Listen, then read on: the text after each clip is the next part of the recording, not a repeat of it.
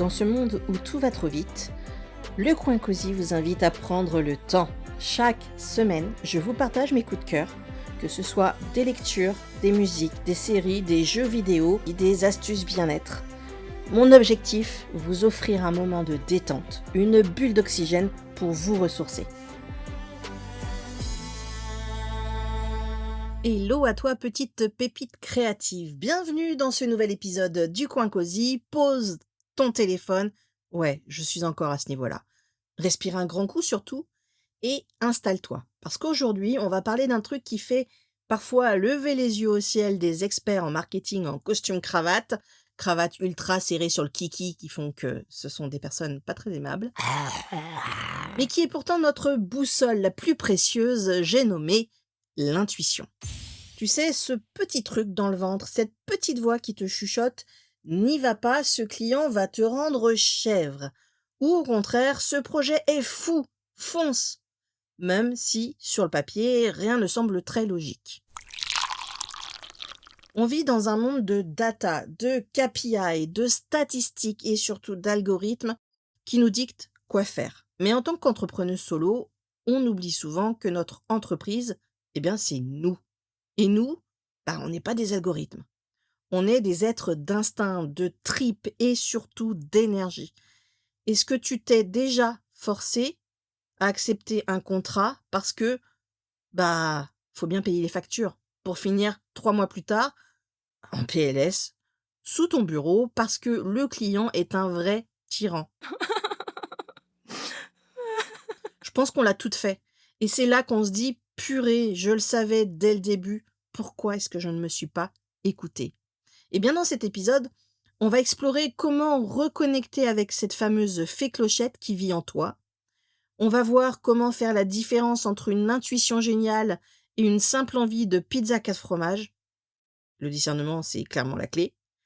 Et je vais aussi te partager mes outils, disons, non conventionnels préférés, comme les oracles, non pas pour lire l'avenir, je n'ai toujours pas les numéros de l'euro-million, désolé pour toi, en même temps je les aurais gardés pour moi, sois-en sûr, mais pour brainstormer avec ton inconscient. Bref, es-tu prête à laisser un peu de magie guider ta strate? Allez, je te propose qu'on plonge direct dans le vif du sujet, et pour ça, commençons par calmer ton cerveau rationnel. L'intuition, c'est pas juste un délire de hippie perché sous la pleine lune en train de danser en petite tenue. Non. En fait, c'est une forme de traitement d'information, mais clairement hyper rapide, par ton cerveau. Et ton inconscient capte des milliers de micro-signaux que ton conscient ignore. Un ton de voix au téléphone, une hésitation dans un mail, peut-être même une incohérence dans un contrat. Ton intuition, c'est un peu ton disque dur externe, ou peut-être ton SSD interne, pour que ce soit plus rapide, qui fait une synthèse en 0, peut-être 2 secondes, peut-être même 1, et qui t'envoie un signal, le fameux gut feeling. Le problème, c'est qu'en tant qu'entrepreneuse, on a appris à faire taire ce signal au profit de la logique. C'est le syndrome du « oui, mais ».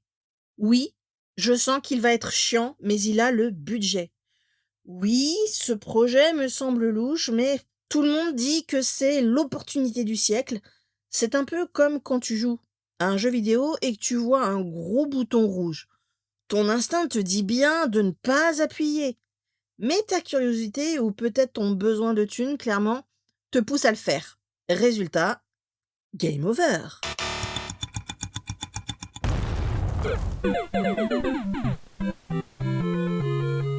Apprendre à écouter son intuition, c'est en fait apprendre à se faire confiance. C'est se dire que notre expérience passée et notre sensibilité sont des outils de business aussi valables qu'un business plan de 50 pages.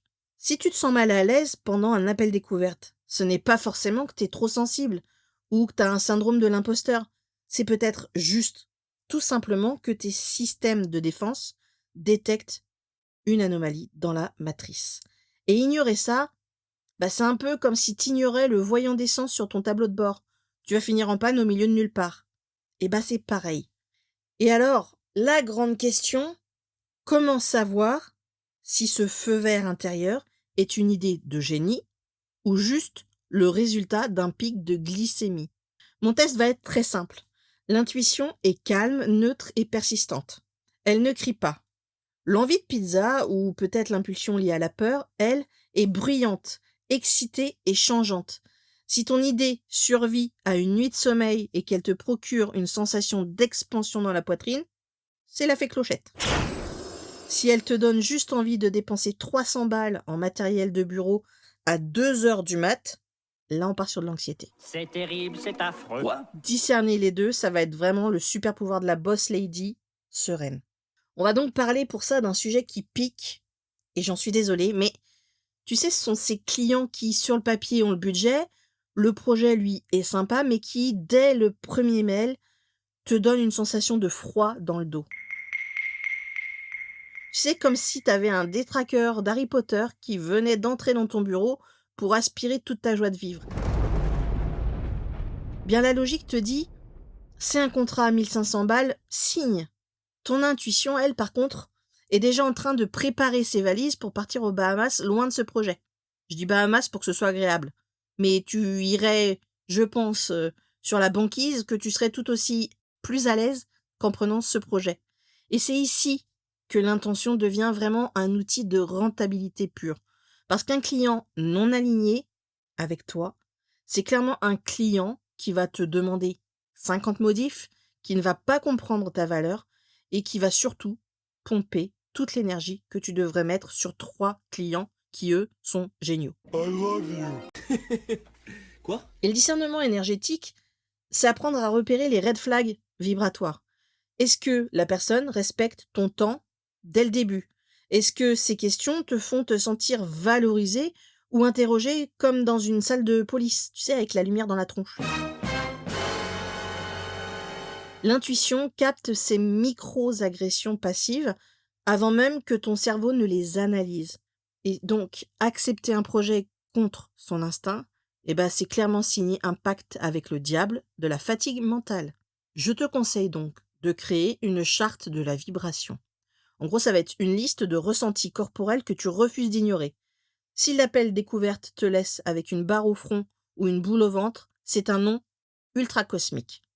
Et devine quoi? En disant non à la mauvaise énergie, tu vas laisser la place libre dans ton agenda, mais surtout dans ta tête, pour le client pépite, lui aussi, comme toi, qui attend juste que tu sois dispo. Et c'est un peu la loi du vide. L'univers n'aime pas le vide. Si tu vires le gris, alors le doré arrivera. Et pour les plus sceptiques d'entre vous, qui ont peut-être peur de manquer de thunes, et on a tous, je pense, cette crainte, l'intuition, ce n'est pas une ennemie de ton compte en banque. Au contraire, elle va te guider vers les projets où tu seras la plus efficace, très certainement la plus brillante et donc forcément la plus rentable. Et travailler dans ce flow, c'est produire, je pense, 2 fois plus en 2 fois moins de temps. Et c'est ça la magie du business intuitif. On ne force pas, on glisse. Tu sais, comme un stylo qui glisse sur le papier, qui sera forcément beaucoup plus agréable qu'un stylo qui accroche constamment sur chaque lettre que tu voudras former. Alors, j'ai envie de te dire que la prochaine fois qu'un prospect te fait douter, ferme les yeux et surtout demande-toi, est-ce que je me sens plus grande ou plus petite en pensant à ce projet? Et si tu te sens rétrécir, alors fuis, cours. J'aurais presque envie de t'appeler Forrest. Écoutez, je suis Forrest Gump. Ne fais pas attention à eux, Forrest. Cours, Forrest, cours, vite! Pauvre folle. Cours, fonce, mais pas dans la direction de ce gars-là. Ton empire ne se construira pas sur des compromis qui te bouffent de l'intérieur. On va quand même passer à un petit côté un peu plus fun, j'ai envie de te dire, après t'avoir fait un petit peu peur. Ce sont les outils. Si tu me suis, tu sais que j'adore les cartes. Non, je ne vais pas te dire que tu vas rencontrer un bel inconnu ténébreux qui va racheter ta boîte. Pour moi, le tarot et les oracles, principalement les oracles, parce que le tarot, j'arrive pas à m'y mettre, parce qu'il y a beaucoup de choses à prendre le temps d'assimiler. Mais voilà, les oracles, pour moi, sont les miroirs de l'inconscient. C'est une sorte de brainstorming 2.0, voire même peut-être 3.0 aujourd'hui, quand tu es bloqué sur une décision. Genre, Est-ce que je lance cette offre maintenant ou j'attends la rentrée? Tirer une carte permet de déshabituer ton cerveau de ces schémas de pensée habituels. Imaginons un truc tout bête. Tu tires la carte de l'ermite. Oui, j'ai quand même pris les cartes du tarot parce que ça parle beaucoup aux gens, bizarrement. Au lieu de te dire que tu vas finir seul dans une grotte, demande-toi, qu'est-ce que cette image me dit sur mon business, là, maintenant, tout de suite? Peut-être que tu as besoin de prendre du recul. Peut-être que de bosser en solo sur ton projet, avant de le montrer, ce sera mieux. Les images des cartes agissent comme les tâches de Rorschach. Tu sais, c'est ce test où tu as plein de tâches, un peu comme dans le film Red Dingue, si tu as déjà vu, où en fait tu dois dire ce que tu imagines à travers ces tâches. Un bouclier du raid. Ok. Un casque du raid. Un chien d'assaut du raid. D'accord. 2 agents du raid en intervention. 2 agents du raid. Ah bah oui, voilà. Le logo du raid, évidemment. Un pistolet du raid. Non, pas forcément. Pourquoi? Pour rien. Bon, après on t'analyse de fond en comble, t'es à poil. Mais voilà, c'est un peu comme ça. Et en fait, ça va te remonter à la surface ce que tu sais déjà, tout simplement au fond de toi, mais que tu n'oses surtout pas t'avouer. C'est comme demander conseil à un ami qui n'a aucun filtre et qui te dit les vérités que tu caches sous le tapis. C'est une méthode de réflexion non linéaire, mais dans un monde où tout doit être carré, s'autoriser un petit tirage de cartes pour choisir la thématique de son prochain podcast ou l'angle de sa newsletter, c'est clairement s'ouvrir à une créativité que tu ne trouveras jamais, j'ai bien dit jamais, dans un tuto YouTube. C'est un peu redevenir l'alchimiste de ta marque à toi. Et entre nous, c'est quand même vachement plus stylé, je crois, d'étaler tes cartes sur ton bureau avec une tasse de thé fumante que de fixer une cellule Excel vide pendant 3 heures en attendant que l'inspiration tombe du plafond. Non? Enfin, je dis ça, je dis rien.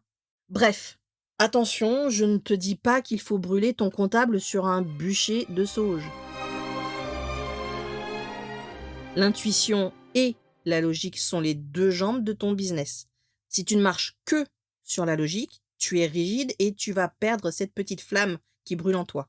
Si tu ne marches que sur l'intuition, tu vas tourner en rond et tu vas forcément finir fauché dans un champ de marguerites.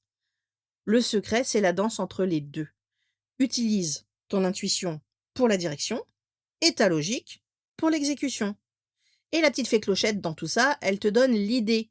Ton cerveau fait le devis. C'est le combo gagnant. On va maintenant passer à la vitesse supérieure. Comment utiliser l'intuition pour créer ton futur et pas juste le subir. C'est ce qu'on appelle la manifestation, mais version boss lady, qui a les pieds sur terre. La plupart des gens pensent que manifester, c'est s'asseoir sur un coussin, visualiser un chèque de 10 000 balles et attendre que le facteur passe. Spoiler alerte, ça ne marche pas comme ça. Sinon, je pense que je serais déjà sur mon yacht avec un cocktail. Enfin, yacht. Non, yacht, c'est le rêve de toute personne classique. Moi, ce serait plus mon super chalet au bord d'un lac canadien avec un côté feu de camp, tranquillité, sereine. Ouais, ce serait plus ça. Bref, pour en revenir à nos moutons, la vraie manifestation, c'est l'alignement entre ton intuition, ton pourquoi profond, et ton action inspirée, ton plutôt comment, mais stratégique. Et c'est là que notre petite fée Clochette sort sa baguette magique. Imagine que ton business est une forêt enchantée. Jusque-là, rien de bien compliqué. Ton intuition, c'est la carte qui te montre les sentiers cachés, ceux que personne ne voit. Ta stratégie, c'est ta hache pour couper les ronces. Ou peut-être ta cisaille, ce sera peut-être plus efficace. Bref, si tu n'utilises que la hache, tu vas t'épuiser à couper des arbres au hasard. Si tu n'utilises que la carte, tu vas rester planté devant les buissons. Eh bien, pour manifester le succès, tu dois apprendre à sentir le bon moment pour lancer cette nouvelle offre ou peut-être ce nouveau service. Du coup, est-ce que c'est le moment parce que tout le monde le fait et tu as peur de manquer ce moment-là, ou parce que tu sens une sorte d'excitation bouillonnante en toi, et là on parlerait d'intuition créatrice concrètement. Eh bien, l'action inspirée, c'est ce moment de grâce où tu travailles 4 heures d'affilée sans voir le temps passer, parce que tu es porté par une sorte de force qui te dépasse. Et pour muscler cette alchimie, je te propose un petit rituel de brainstorming sacré. En gros, une fois par mois, prends une matinée rien que pour toi. Pas d'écran, juste ton carnet, tes cartes et peut-être une playlist qui te fait vibrer à ce moment-là. Pose-toi des questions ouvertes. Quelle est la prochaine étape qui me mettrait en joie? Ou de quoi mon audience a-t-elle vraiment besoin, au-delà de ce qu'elle demande? Note tout ce qui vient, même les idées qui te semblent trop ou pas assez sérieuses. C'est souvent dans ces gribouillis-là que vont se cacher tes futurs succès. Et en mélangeant tes intuitions brutes avec un plan d'action concret, le quand, le combien, le comment, enfin bref, tu connais, tu deviens inarrêtable. Et tu ne subis plus le marché, tu crées ta propre météo. Et crois-moi, quand on décide qu'il va faire beau dans son business, on finit toujours par y voir le soleil. Enfin, le plus dur, c'est assumer. Oui, parce que on a forcément peur d'être prise pour une folle si on dit « Je n'ai pas signé ce contrat parce que l'énergie ne me revenait pas ». On veut tout avoir l'air pro, mais devine quoi? Eh bien, le vrai professionnalisme, c'est de connaître ses limites et de protéger son espace créatif. Les clientes les plus géniales que tu auras seront celles qui sont attirées par ta vibration, par ton vrai toi. Et c'est pour ça que je te demande systématiquement d'être authentique. Si tu caches ta part intuitive pour rentrer dans un moule, tu vas attirer des clients qui veulent du moule. Et le moule, eh ben, ça finit par sentir le renfermer. Ouais, c'était peut-être pas la meilleure des comparaisons. Enfin bon, passons. Se sentir légitime dans ses choix non conventionnels, c'est un acte de rébellion. C'est dire en gros, mon business, mes règles. Et si tu as besoin de consulter ton pendule avant de fixer tes tarifs, j'ai envie de te dire, fais-le. Si tu refuses de bosser les jours de pleine lune parce que tu es trop fatigué, assume-le. Plus tu seras aligné avec ta propre magie, plus ton business sera fluide. Les opportunités ne viendront plus par la force, mais bien par l'attraction. Et c'est le principe de la loi de l'attraction concrètement, mais version entrepreneuse pragmatique. Quand tu es à ta place, les bonnes personnes finissent par te trouver. Alors, j'aimerais te donner peut-être encore un petit défi cette semaine. La prochaine fois que tu dois prendre une décision, le sujet d'un poste, le choix d'une couleur, l'ordre de ta to-do list, des choses quand même pas trop importantes parce que tu es peut-être dans le doute, eh bien ferme les yeux. Pose-toi la question et écoute surtout la réponse de ton corps. Si ça se serre, c'est non. Si ça s'ouvre, c'est oui. Ne cherche pas d'explication logique pendant 5 minutes. Fais juste confiance à ta fée clochette intérieure. Tu verras qu'elle a très rarement tort et qu'en plus, elle a beaucoup plus d'humour que ton logiciel de compta. Oui, je n'aime pas les chiffres et ça se sent systématiquement dans mes épisodes de podcast. Bref, pour conclure, justement, cet épisode un peu mystique, rappelle-toi que l'intuition n'est pas un don réservé à une élite de sorcières modernes, c'est un muscle. Plus tu l'utilises, plus il devient fort. Ton business, c'est une aventure, et comme dans toute bonne quête fantastique, tu as forcément besoin d'une boussole magique. Je viens de te servir cette boussole magique sur un plateau, et cette boussole, c'est toi. Ne la laisse pas prendre la poussière sous une pile de factures et de stratégies LinkedIn. Voilà pour moi. Merci d'avoir partagé ce moment hors du temps durant cet épisode. S'il t'a plu, s'il t'a fait surtout vibrer ou si ton pendule a dit oui ou ton corps ne s'est pas serré, alors n'hésite pas à me dire en commentaire ou à le partager. C'est toujours un bonheur pour moi, vraiment, de voir que la magie circule parmi nous et que les créatives sont audacieuses. Alors, prends soin de ton intuition, écoute surtout ton ventre et n'oublie jamais que tu es la fée de ton propre royaume. Allez, je te laisse retourner à tes cartes ou à ta stratégie avec un nouveau regard, j'espère. Peut-être des changements de couleur. Si c'est le cas, n'hésite pas à écouter l'épisode de la semaine dernière. On se retrouve très vite pour de nouvelles explorations. D'ici là, je te le redis, reste bien authentique, reste peut-être un peu perché si ça te chante. Et surtout, surtout. Reste magique, reste cette petite fée Clochette qui fait des merveilles. À la semaine prochaine pour un nouvel épisode. D'ici là, prends soin de toi. C'était Céline. Allez, ciao!